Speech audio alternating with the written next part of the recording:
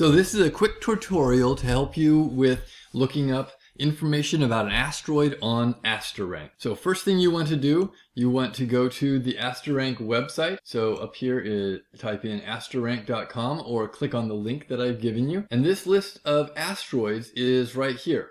You can sort the asteroids by the most valuable or the smallest or the closest approaching, the ones that are coming closest to Earth.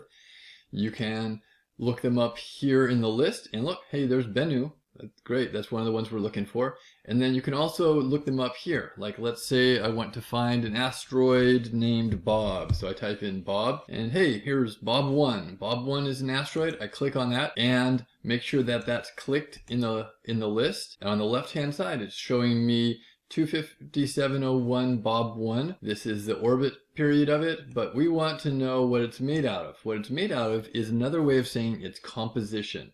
Composition is what something's made out of. This is the composition of Bob 1. It's nickel, iron, and cobalt. So you're going to do the same thing. You either find them in the list here, or you can see Bennu, but you can also type in up here if you want to find Psyche. There it is, 16 Psyche. So you can click 16 Psyche, and it's going to give you details on 16 Psyches. And you'll need to scroll down to find out on the left-hand side what is 16 Psyche composed of. The last question, there's three questions. One is what is the composition of Bennu? What's the composition of Psyche? And then finally, pick one other asteroid, any other asteroid, tell me what it's made out of and what its value is. For this one, you can just click on any of these. Click on Didymos, right? And you can tell me what Didymos is made out of. And then on the right hand side, the 1, 2, 3, 4, the fifth column over is the value. You could say it's worth 62 billion.